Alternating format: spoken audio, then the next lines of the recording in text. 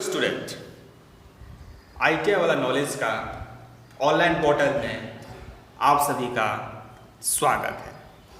तो आज हम लोग पढ़ने जा रहे हैं डीसी जनरेटर में आर्मेचर। राइट, आर्मेचर क्या होता है, right, parts of DC generator के तहत हम लोग ये पढ़ रहे हैं। राइट, कि उनका कौन सा भाग होता है, उसमें से आज हम लोग पढ़ेंगे आर्मेचर। हाँ, शुरू करने से पहले जितना भी स्टूडेंट्स हैं, अगर ये वीडियो आप फर्स्ट टाइम देख रहे हैं तो उस चैनल को सब्सक्राइब करें और बेल आइकन को भी प्रेस करें, जिससे आपको मेरा लेटेस्ट वीडियो का नोटिफिकेशन मिलता रहे और आप पढ़ते रहें और ज्ञान अर्जित करते रहें। मेरा तो चलिए आज शुरू करते हैं आर्मेचर। आर्मेचर क्या होता है? आर्मेचर मशीन में एक क्या है, ड्रम आकार का बेलनाकार जैसा आकृति होता है, बेलनाकार ड्रम होता है, ड्रम जैसा होता है। राइट, ये किससे बना होता है? ये सिलिकॉन स्टील के पत्तियों से बने होते हैं, उसको लेमिनेट करके बनाया जाता है। राइट, ये आर्मेचर ड्रम में क्या क्या करता है? आर्मेचर कॉइल स्थापित करने के लिए स्लॉट काटे जाते हैं। आर्मेचर ड्रम में कुछ स्लॉट काटे जाते हैं, किस लिए? आर्मेचर कॉइल को स्थापित करने के लिए हम लोग क्या करते हैं? स्लॉट काटे जाते हैं या काटे हुए होते हैं। राइट, स्लॉट मुख्यतः तीन प्रकार के होते हैं। किस तरह के स्लॉट होते हैं? पहला है open slot, semi close slot और क्लोज स्लॉट। हिंदी में उसको क्या बोलेंगे? ओपन को खुले, अर्धबंद और पूरी तरह से बंद प्रकार के स्लॉट। ये open slot, semi close slot और क्लोज स्लॉट क्या है, इसे हम लोग देखेंगे। क्या है? ये एक समान चौड़ाई में खुले खांचे होते हैं। ये इनका जब हम लोग वाइंड करते हैं तो हम लोग कॉइल को वाइंड करने के लिए इसका खांचा जो रहता है एक समान चौड़ाई में खुला होता है, उसको हम लोग क्या बोलते हैं? Open type slot. राइट, अब नेक्स्ट है सेमी क्लोज स्लॉट। स्लॉट के तीन प्रकार में सेकंड टाइप क्या है? सेमी क्लोज्ड, अर्धबंद प्रकार के स्लॉट। इसमें खांची की चौड़ाई शीर्ष पर कम होती है, जो शीर्ष पर होते हैं उसमें खांची की चौड़ाई कम होती है। राइट, इसे हम लोग क्या बोलते हैं? Semi closed slot. और नेक्स्ट है क्लोज स्लॉट, मतलब कि बंद प्रकार के स्लॉट। इसमें क्या होता है? खांचे जो इसमें होता है छिद्र के आकार के होते हैं, इसमें छोटे छिद्र के आकार होते हैं। इन छिद्रों में ही हम लोग क्या करते हैं? वाइंड किया जाता है। राइट, इसलिए इसको हम लोग क्या बोलते हैं? क्लोज प्रकार के स्लॉट बोलते हैं। राइट, अब हम लोग जानते हैं स्लॉट जो आर्मेचर जो है, आर्मेचर कैसे करके बनाया जाता है? सिलिकॉन स्टील के पत्तियां को लेमिनेट करके बनाया जाता है। राइट, और ये उन पत्तियों का चौड़ाई जो होती है कितनी होती है? 0.35 mm, 0.6 mm की होती है। हम लोग लेमिनेशन क्यों करते हैं? हम लोगों ने ट्रांसफार्मर में देख लिया, क्योंकि इसमें क्या होता है? हिस्टैरिसीस लॉस होता है, इसको हम लोग आयरन लॉस भी बोलते हैं। हिस्टैरिसीस लॉस और एडी करंट लॉस से बचने के लिए हम लोग क्या करते हैं? स्लॉट को पत्तियों में क्या करते हैं? लेमिनेट करते हैं। राइट, आर्मेचर का मुख्य कार्य क्या है? और आर्मेचर का मुख्य कार्य है मैग्नेटिक फ्लक्स को कट करके उसमें क्या जनरेट करना?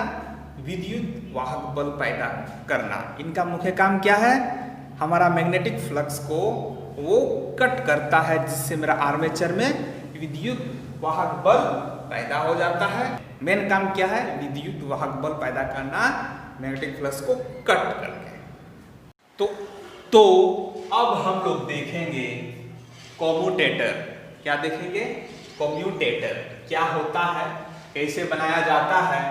राइट, इसका मेन फंक्शन क्या है, इसका वर्क क्या है, इसको अब हम लोग अभी जानेंगे।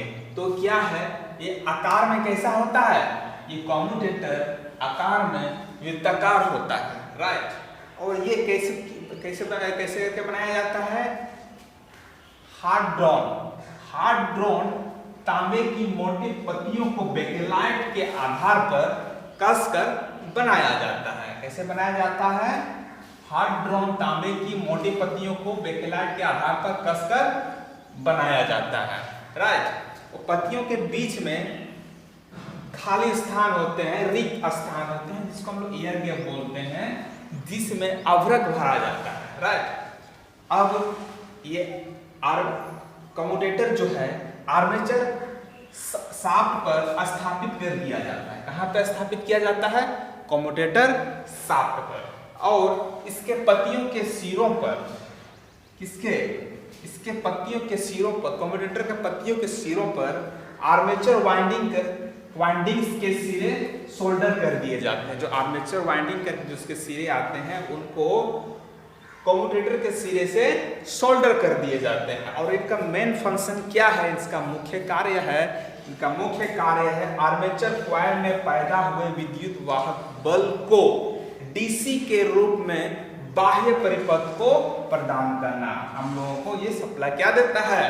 कम्यूटेटर वहां से हम लोगों को डीसी सप्लाई देता है। मतलब उनका काम है डीसी के रूप में बाह्य परिपथ को प्रदान करना। तो इस तरह अभी हम लोगों ने देखा कम्यूटेटर क्या है, उनका मेन फंक्शन क्या है, उसका कंस्ट्रक्शन क्या है, इसको अभी हम लोगों ने जाना।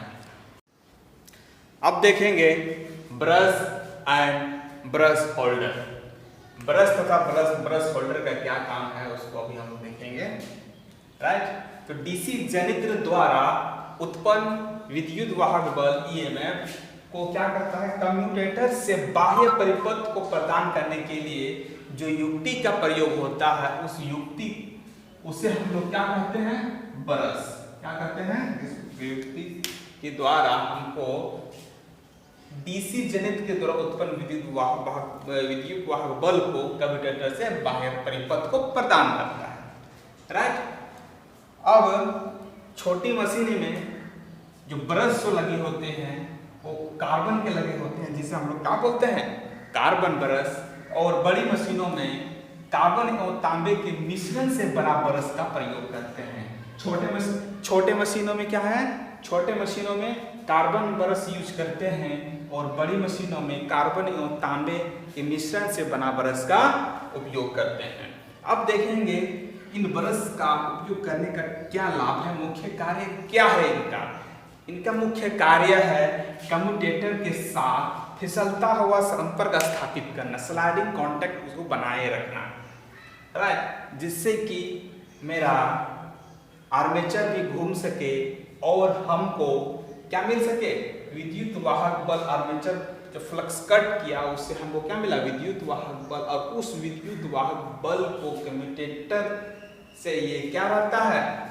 स्लाइडिंग कांटेक्ट रहता है। और कम्यूटेटर से ब्रश के थ्रू हम लोग को क्या मिलता है? बाह्य भाग में, बाह्य परिपथ में डीसी मिलता है। राइट। तो ये क्या काम करता है? इनका मुख्य कार्य है कम्यूटेटर के साथ फिसलता हुआ कांटेक्ट बनाए रखना। राइट। ये ब्रश अवस्था में कैसा होता है? आकार में या आयताकार दिखने में होता है, आयताकार होता है। राइट। और कम्यूटेटर में ब्रश का दबाव बनाए रखने के लिए, उसको कांटेक्ट बनाए रखने के लिए हम लोग उसमें एक स्प्रिंग वायर को यूज करते हैं, स्प्रिंग पत्ती को यूज करते हैं। राइट। और उस स्प्रिंग का दबाव कितना है? ये उस स्प्रिंग का दबाव है 0.1 से 0.25 किलोग्राम प्रति वर्ग सेंटीमीटर। तो उनका दबाव, उस स्प्रिंग का दबाव उस ब्रश पे कितना होता है? वो होता है 0.1 से 0.25 किलोग्राम प्रति वर्ग सेंटीमीटर होता है। राइट। अब हम लोग देखेंगे reasons to use carbon brush. क्या कारण है जिससे हम लोग कार्बन ब्रश को यूज करते हैं, प्रेफर करते हैं? ये क्या ऑक्सीकृत नहीं होता। पहला पॉइंट है ये ऑक्सीकृत नहीं होता है। राइट। जब कभी भी हम लोग उसको यूज करते हैं तो क्या होता है? बहुत ज़्यादा हीट हो जाता है, फिर भी ये क्या है? ऑक्सीकृत नहीं होता। ये कार्बन अधिक तापमान पर भी ठीक कार्य करता है। ये देखिएगा जब कभी भी कार्बन क्या होता है, बहुत ज़्यादा घर्षण से उसमें क्या अधिक टेम्परेचर हो जाता है, फिर भी ये क्या सही कार्य करने की इसमें क्षमता होती है। यही इसका क्या है, खासियत है। ये दूसरा पॉइंट था, पहला था ये ऑक्सीकृत नहीं होता है, दूसरा क्या है, कार्बन अधिक तापमान पर भी ठीक कार्य कर सकता है, राइट। और तीसरा पॉइंट है, इसको सरलता से आवश्यकता अनुसार हम लोग आकृति प्रदान की जा सकती है। क्या है, सरलता से आवश्यक आकृति प्रदान की जा सकती है, राइट। और चौथा है, कार्बन का अवगुण यह है कि ये उच्च प्रतिरोध होता है, परंतु क्या है कि यह अवगुण भी कार्य के समय ये अवगुण भी दूर हो जाता है, राइट, और दूर हो जाता है। क्यों?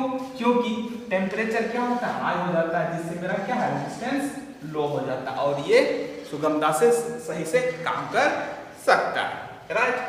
तो ये इसका अवगुण है, हाई रेजिस्टेंस, बट क्या है कि कार्य के दौरान ये अवगुण भी रिड्यूस हो जाता है। तो सबसे बड़ा, तब तो सबसे बहुत बड़ा फायदा हो गया यहाँ पे।